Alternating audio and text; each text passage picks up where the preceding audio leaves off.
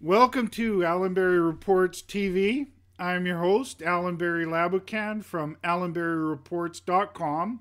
Uh, Today we have a new installment of our week in review. This is the second time we're doing the week in review. We've kind of played around with Fridays being sort of between a week in the review and market commentary. Today we're going to kind of mix them up a little bit, but we'll keep it with a week in review because a lot went on this week. Before we get started, we always like to send out some thank yous. First of all, we use youtube.com and ustream.tv to produce, broadcast, and record these shows for you to watch. And so they're very instrumental. They're great websites for anybody interested in doing online TV shows, and we highly recommend them. Also, if you look to the left and right of me, if you're watching the show on our website, if you look to the left and right of me, you'll notice that there's some banners on there. Those banner sponsors are instrumental in us being able to do the shows and bring them to you. So we want to thank those folks. If you're interested in doing some homework on those companies, just click on their banner and that'll take you to their website where you can do your own homework. And of course, to you, the viewers, if you didn't show up, we wouldn't have any reason to do this show. So we really thank you for tuning in. Well, it's definitely been a very eventful week with the U.S. elections in the House and the Senate, and then quantitative easing by the Federal Reserve. These events of this week will likely have a significant impact for the markets going forward.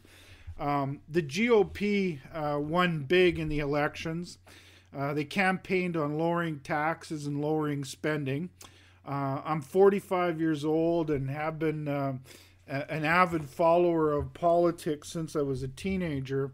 And excuse me for being skeptical, but I've heard this pitch many times in the past from conservative politicians. Their policies after getting elected have been much different than their campaign promises. Since Reagan was elected, the GOP has had a long term love affair with deficits, and this has turned the country from the largest lender to the largest borrower. Reagan started running up deficits, then George Bush Sr. Amped things up, and George Bush Jr. smashed their records when it comes to deficits and debt. And I don't need to add that, by the way, these are not good records to break. Conservative politicians' results after being elected have been pretty much the opposite of their campaign rhetoric. It makes people feel good when they're told they're going to get lower taxes and lower spending, but to actually do that takes some unpopular policy. If they truly want to lower spending, they have to go after the big expenditures. With around 60% of spending going to healthcare, Social Security, and defense, if they really want to lower spending, they have to go after those expenditures. Making big cuts in those areas makes it challenging to get for elected politicians to get reelected. And if they don't lower spending in these key areas and then lower taxes, they will create a perfect recipe for rapidly growing deficits and rapidly growing national debt, which has been the legacy since Reagan. Campaign promises can get politicians elected. That's not anything, I'm not revealing anything extraordinary there. But governing to make important changes takes leadership. And since Reagan, all the GOP has delivered is big deficits and rapidly growing national debt. And they've always campaigned on that same thing. We're going to lower spending and lower taxes, but the results are different. I've watched a lot of elected politicians. In this last election, I watched a lot of elected politicians writing checks that their campaign promises that their policies won't be able to cash. I hope I'm wrong, but I'm afraid we will continue to see trillion-dollar deficits and rapidly going debt going forward. Having said all this doesn't mean President Obama gets a pass, in my view. When he was elected, he promised change, and I also believe that he studied at the University of Clintonomics. Yes, it is true he inherited an economic train wreck from George Bush Jr., who may be the worst president ever when it comes to economics. George Bush Jr.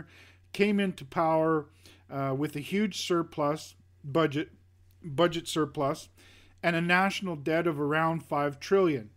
Then when he left with a deficit around 1 trillion, and after many years of deficits, ran the debt from 5 trillion to 11 trillion. Even taking these realities into consideration, President Obama has underdelivered. We are still seeing trillion-dollar deficits for years to come, and the national debt is growing rapidly.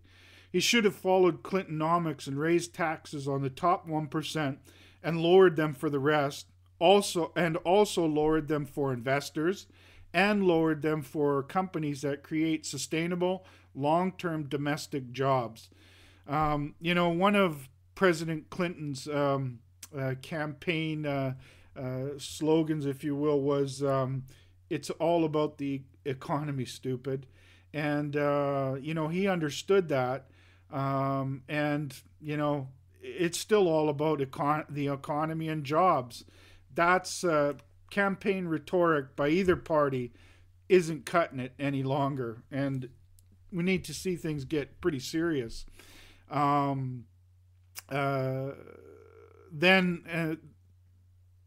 Another important part of this whole scenario is after you do those changes to the taxes, you also need to lower spending on those big ticket items, and then actually cut that spending. Whether or not that happens, I see one of the key areas that you could see some significant cuts is in defense. That the war that is going on is very expensive, and the way things are, it's just grinding the economy into a very bad situation. That's one area that I think you could see some pretty serious cuts to. Even though some seats in this last election have changed, it still looks like deficits and national debt growth, rapid growth at that, are here to stay.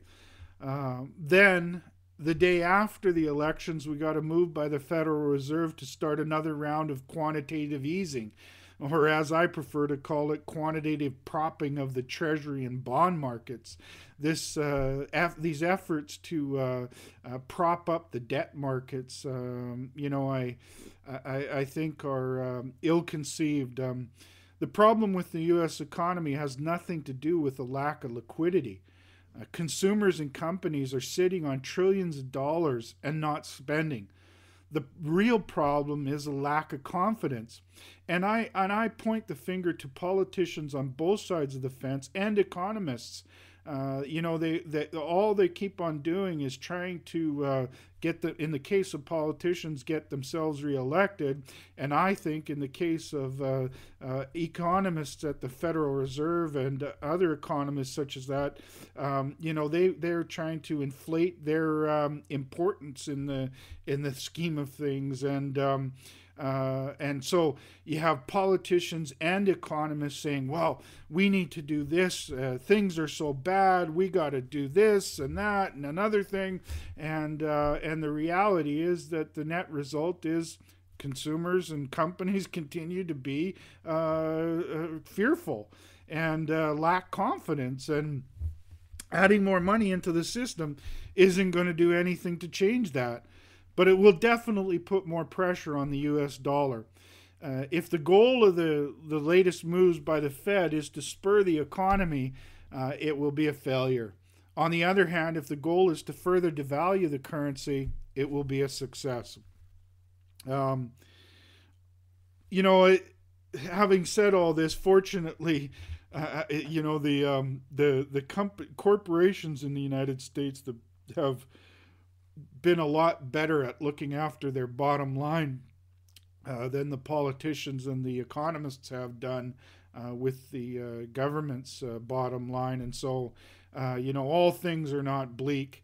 You know, fortunately, maybe as bleak as they are when it comes to the politicians and the economists' world, the world of the companies looking after their bottom line is much better.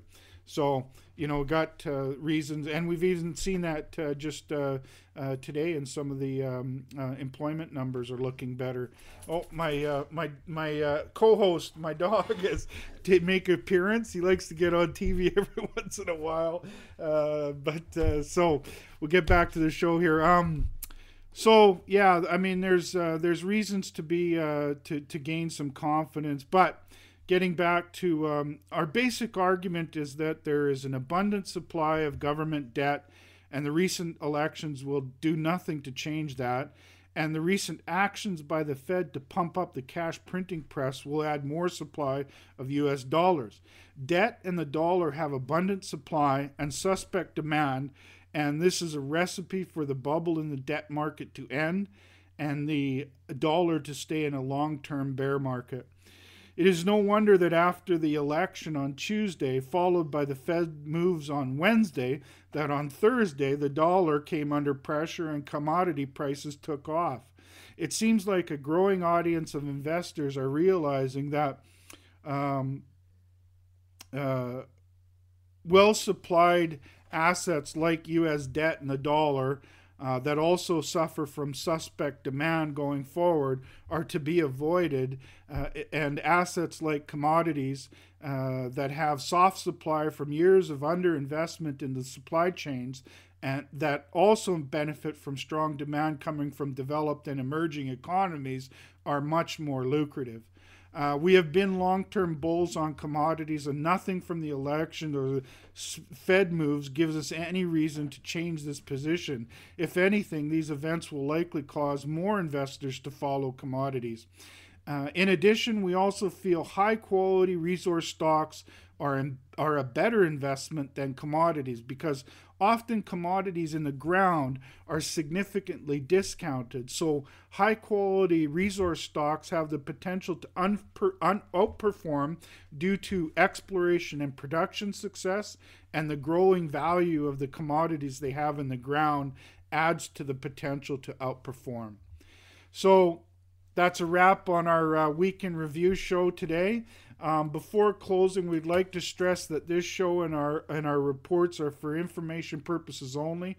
We aren't making buying or selling recommendations. It's important for you to do your own research and speak with your financial advisors before making any investment decisions. We're always trying to grow our audience, and any efforts you can make to help let your friends know about our reports and our website would be greatly appreciated. We also really appreciate you tuning in to watch the show. We know that everybody is busy these days, and we strive to produce a show that brings you helpful, high-quality information. Our next show will be an In the News show, and that will discuss recent developments from some resource stocks with high quality projects.